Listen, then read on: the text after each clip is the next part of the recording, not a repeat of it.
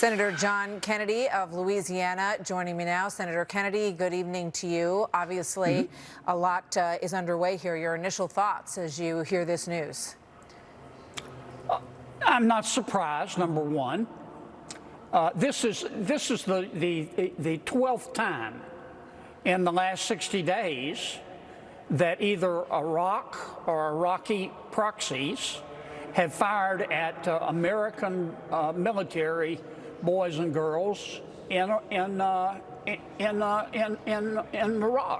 And this is I don't know the size of the rocket or the missile yet. I don't know the number, but this has been par for the course for Iran. The only thing different that I can tell this time is that Iran is accepting responsibility. In the past 11 times they've lied about it. Yeah. This day, I've said this day has been coming, but in truth, Martha, this day has been here for a while.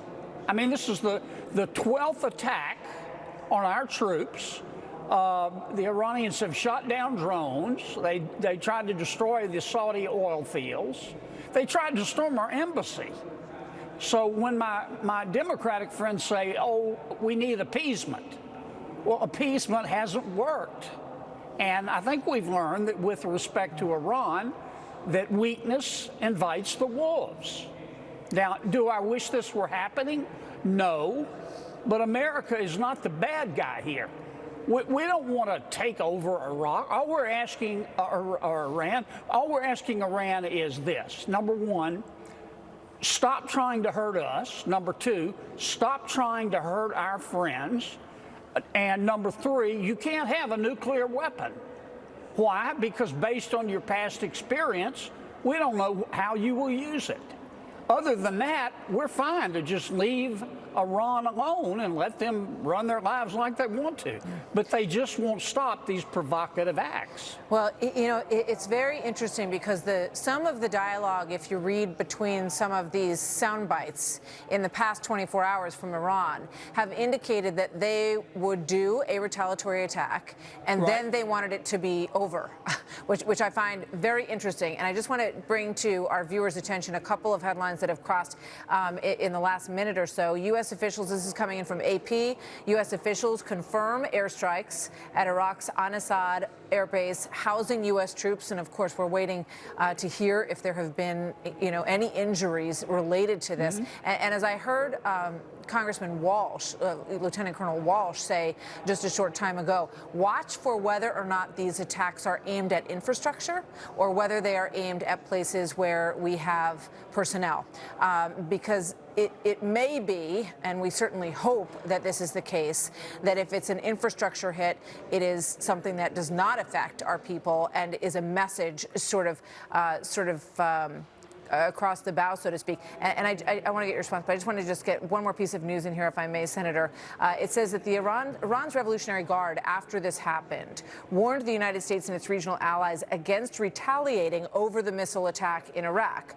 The Guard issued the warning via a statement carried by Iran's state-run IRNA news agency. We're warning all American allies who gave their bases to its terrorist army that any territory that is the starting point of aggressive acts against Iran will be targeted. Your reaction to that, sir? Well, you're absolutely right, Martha. We have to get the facts. Number one, were the Iranians shooting at our people or at infrastructure?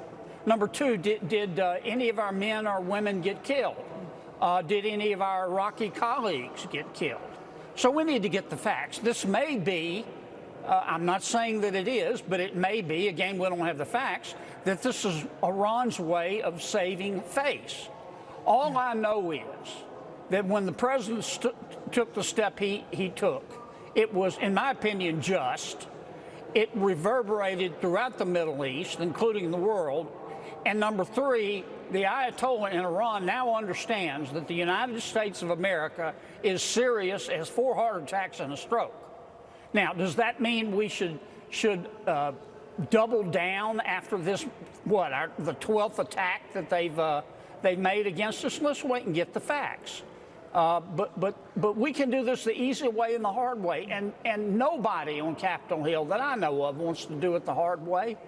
We just want Iran to leave us alone, stop killing Americans, stop killing our friends, and Iran can't have a nuclear weapon. And I don't think that's unreasonable to ask.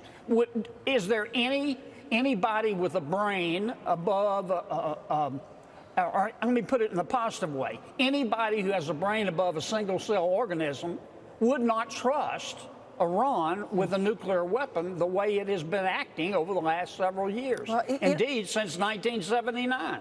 I want to ask you a little bit about the Iranian people, because I know that every time that you have made statements about this, you point out that you draw a very strong line between the leadership in Iran and a lot of Iran's people who have been protesting in the streets. They have a culture that is deep and long, that goes back centuries, that they are very proud of, and a lot of them would like to shake themselves free of this dictatorial theocracy that runs the country. Now, they don't have the resources that we have. You know, the idea that they're excited to launch into a war with the United States, I think, is one that doesn't hold much water. So the question is, you know, do you see an opening here? Is this regime in trouble at this point? Is this pinning them down to some extent, despite the fact that we have seen this counterattack tonight?